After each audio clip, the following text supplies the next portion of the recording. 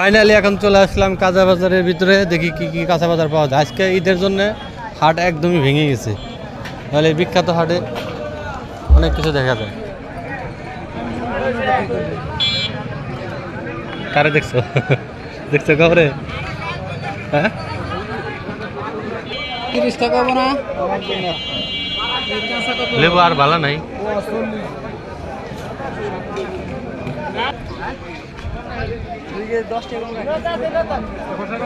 অবস্থা ভয়াবহ। লেবু কিনে ফেলাইলাম নাকি? 40 টাকা কেজি দেশি লেবু, কাগজি একদম স্পেশাল। কাগজি না ভ্যান্ডি। হ্যাঁ এটা সুন্দর খাবার, এটা সুন্দরভাবে ভাজিও মজা লাগে, ভর্তাও মজা লাগে। ঠিক আছে, খালি দিবা মুখের গোড়ায় আর অমনে চলে যাবো ভিতরে। নেন আপনি নেন, আইলে দিলে কথা বললি তো হইব না। আপনি ওদের হাতে নেই রাখ, আমরা বলছি না নেক সমস্যা নাই, কিন্তু ওনার কথাবার্তা তো হয় না। না না ঝগড়া না। মরিচগুলো তো সুন্দর। কেজি কত?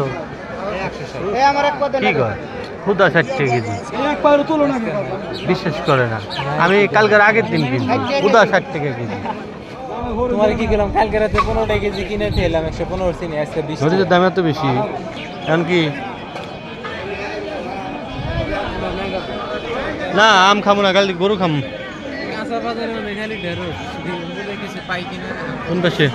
সামনে আম খাইবা না? আম এই আম তো সুন্দর। দেখেই বোঝা যাইতেছে। সেই করলাও সুন্দর, আপনিও সুন্দর আছেন। না না অনেক সুন্দর, হাসিটা সেই। শ্যামাই কিনবো আর আমরা ফাইনালি কিছু খাওয়া দাওয়া করবো নাকি? কি খাওয়া যায়?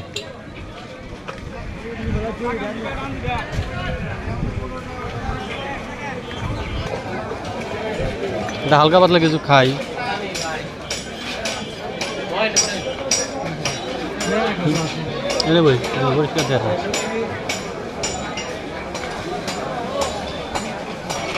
হ্যালো মিষ্টির দোকান, ছোটবেলা কত খাইছি, এখন তো পরে গেছি, খাওয়াই হয় না।